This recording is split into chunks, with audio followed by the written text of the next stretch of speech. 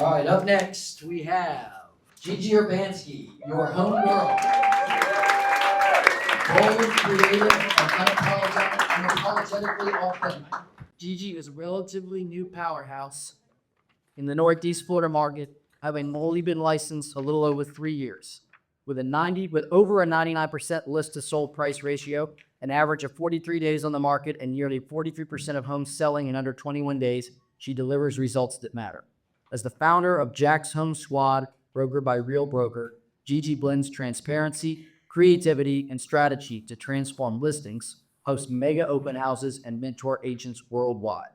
Beyond real estate, she co-hosts Jack's Mastermind, leads a 12-week accountability group, and helps others level up. A Peloton addict, proud grandma, and devoted wife of 20 years, she's all about grit, grace, and Nike low dunks. Welcome you to. Nice to go. What's your best ROI move been in the last 90 days? What's moving the needle a little bit for you out there? The reason I said none of it is because we're focused on service. We used to be focused on sales during COVID when everything was selling itself and we were all celebrating, but we didn't do anything. And so now we're in a movement where we have to focus on service. That's what's working. How are you doing that? Loving on people, just like Paige said. Love on people, find out what their pain points are and help them meet those needs, and then you have success. I would say we've had a lot of change last year, legal changes that forced us to formalize our buyer relationships, which is good because you don't have the elephant in the room. You're not showing a property and find out they bought another house. So I think it's a great thing. So really our job now, because you have somewhat economic uncertainty, our job is to make the complex simple so they can consume it in a way that they feel comfortable that they are on the right boat with the right captain or the right person. So that's really, we need to be the calm in the storm. They're looking, and that's really something when we hire people, I need someone bringing a pail of water, not a gas can. Because people are stressed. We tend to look through, our lens. We need to be looking through their lens so we can empathize with, their concerns about not being their parents who bought in 2006. So that would be what I would say.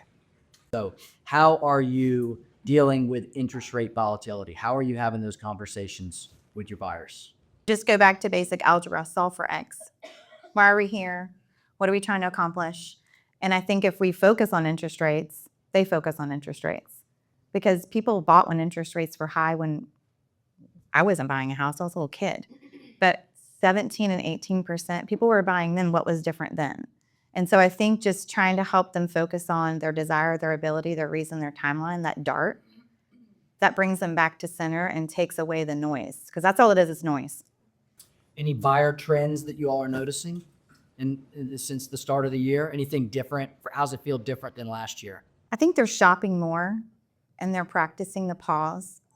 They're evaluating their options. They're being a little bit more particular in what they are willing to accept in terms of value. But I want to back up the train just a little bit to interest rate. I think we need to partner, a lot of what Paige is saying, we need to partner alongside them. I love it when I can get in there with them with the lender and I can hear the language that's being said back and forth and feel like I'm the advocate alongside them instead of going behind and saying, okay, what did the lender say and what did you say and what are we saying and how are we doing this? I think when you partner with the right lenders, you can have the right conversations and those lenders know exactly how to articulate the conversation to help the buyer really understand their full picture. Instead of just, I'm going to say it because I do it. Instead of just sending a rocket mortgage and like, oh yeah, you're pre-approved for this and they have no idea what that means. How about we just slow down to speed up? Michael, you mentioned buyer broker agreements. Do you feel like since that change, there's fewer tire kickers out there? Are you dealing with more serious buyers as a result? Yeah, but again, I think kind of going back to what everyone said, when you're working with somebody, whether they're buying or selling, they need to know that it's we and not me. Realtors tend to be me. And so because they can feel it, right? Commission breath, whatever you want to call it.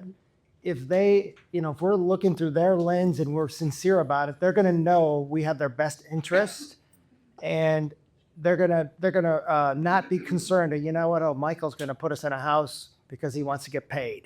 And I think as long as, you know, and that's not always easy, you know, because when I started in the business, it was, hey, sell, sell, sell. And that was 30 years. Next year will be 30 years. So it's changed a lot, but some things stay the same. Jim Sherry, who we both know, my mentor, said the number one, I met him in 1996. He wrote a book about just the number one complaint in the industry was the lack of communication or bad communication. And so the key is be proactive in your communication, not reactive. You know, there's a lot of, and I did this when I first got into business. I was like, oh, I hope the seller doesn't call me. I hope they don't call me. So the key is providing value in a proactive way so that your value is obvious to them. And you can leverage that with AI and other things I think we might talk about, but that would be what I would say.